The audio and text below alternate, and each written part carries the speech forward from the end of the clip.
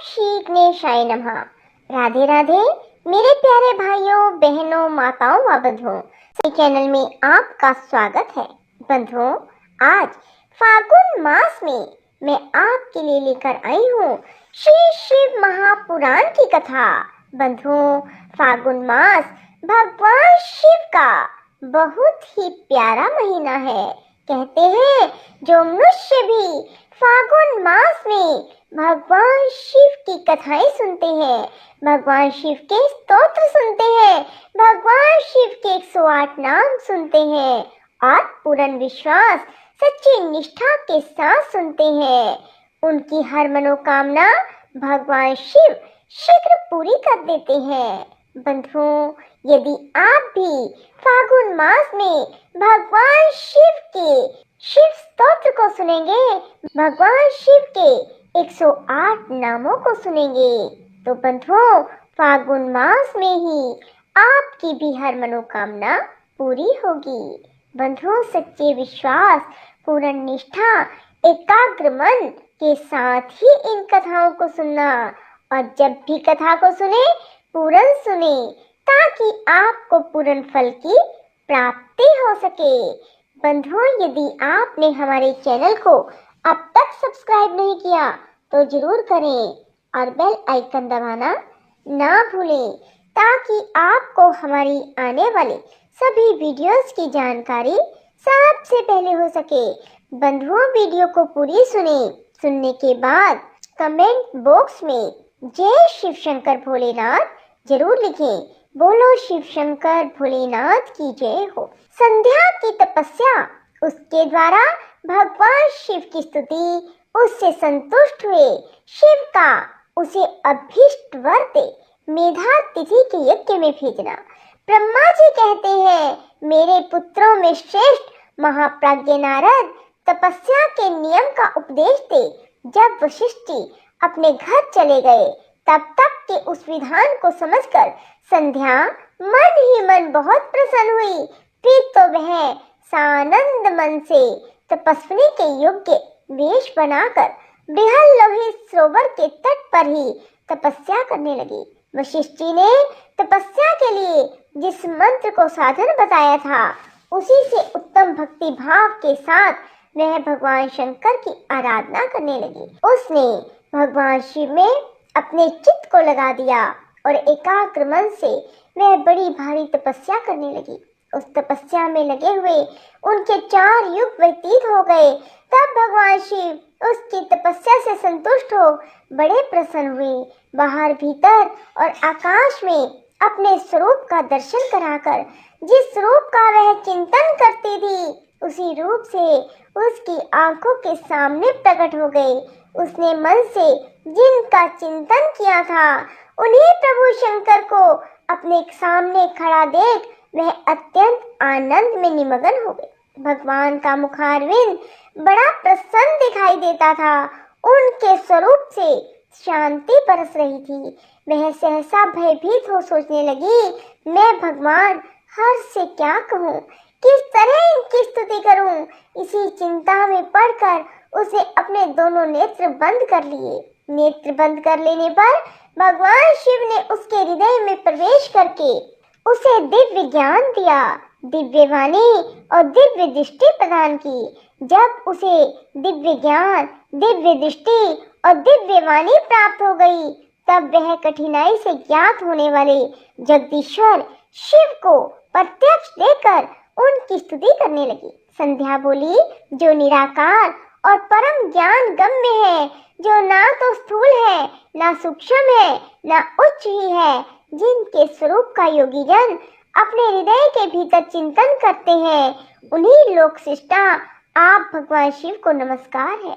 जिन्हें शर्व कहते हैं, जो शांत स्वरूप, निर्मल, निर्विकार और ज्ञान गम्य है, जो अपने ही प्रकाश में स्थित हो प्रकाशित होते हैं, जिनमें विकार का अत्यंत अभाव है, जो आकाश मार्ग की भांति निर्गुण निराकार बताए गए हैं, जिनका रूप अज्ञान अंधकार मार्ग से सर्वथा परे है, उन नित्य प्रसन्न आप भगवान शिव को मैं प्रणाम करती हूँ।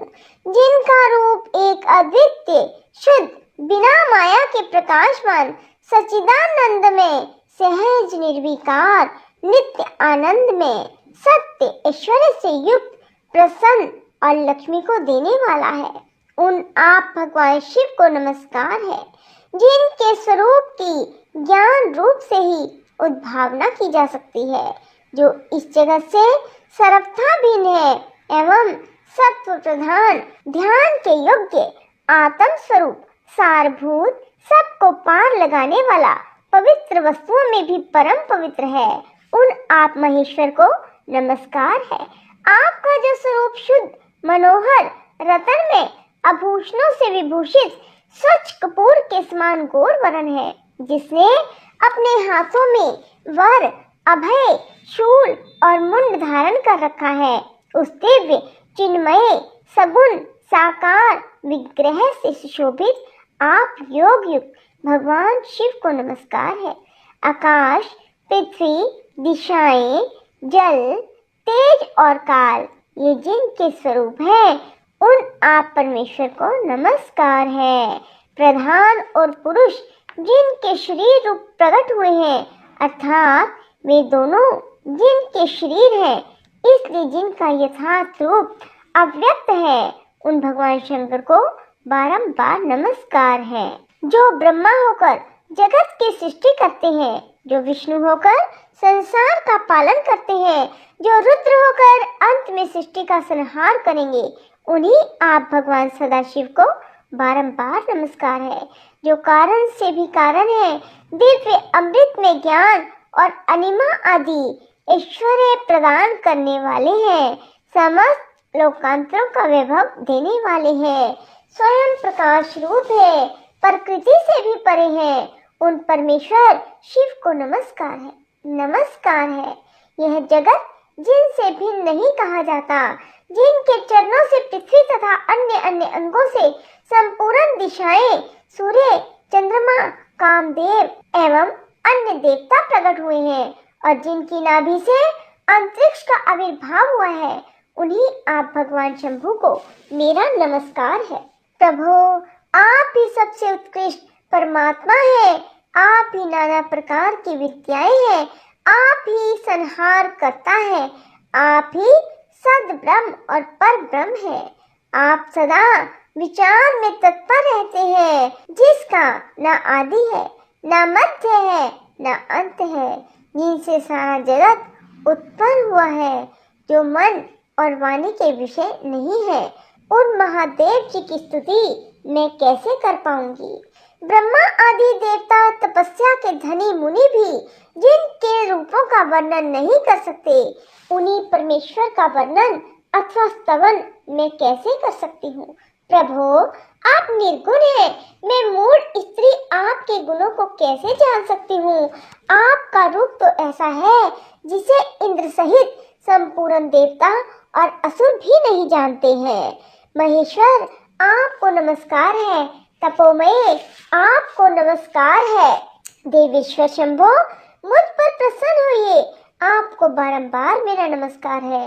ब्रह्मा जी कहते हैं, नारद संध्या का यह स्तुति पूर्ण वचन सुनकर उसके द्वारा भली भांति प्रशंसित हुए। भक्त वत्सल परमेश्वर शंकर बहुत प्रसन्न हुए। उनका शरीर वल्कल और मृत चर्मम से ढका हुआ था। मस्तक पर पवित्र जटाजूट शोभा पा रहा था। उस समय पाले के मारे हुए कमल के समान उसके कुम्हलाए हुए मुंह को देखकर भगवान हर दया से द्रवित हुए। इस प्रकार बोले। महेश्वर ने कहा, भद्रे मैं तुम्हारी इस उत्तम तपस्या से बहुत प्रसन्न हूँ। शुद्ध बुद्धि वाली देवी, तुम्हारे इस स्तवन से भी मुझे बड़ा संतोष प्राप्त हुआ। अतः इस समय अपनी इच्छा के अनुसार कोई वर मांगो। जिस वर से तुम्हें प्रयोजन हो, जो तुम्हारे मन में हो, उसे मैं यहाँ अवश्य पूर्ण करूँगा। तुम्हारा कल्याण हो। मैं तुम्हारे व्रत नियम से प्रसन्न हूँ।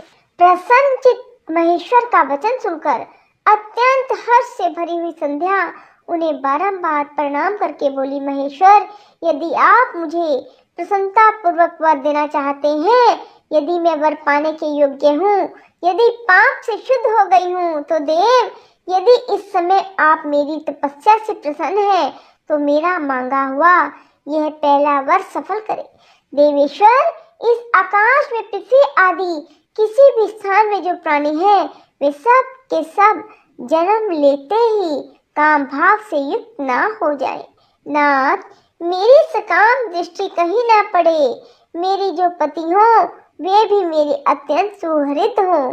पति के अतिरिक्त जो भी पुरुष मुझे सकाम भाव से देखे, उसके पुरुषत्व का नाश हो जाए, वह तत्काल नपुंसक हो जाए। बोलो शिव शंकर भोलेनाथ की जय हो। राधे राधे, जय श्री कृष्णा। बंधुओं, यदि आपको हमारी वीडियो पसंद आए तो इसे लाइक करें और शेयर भी जरूर करें। धन्यवाद।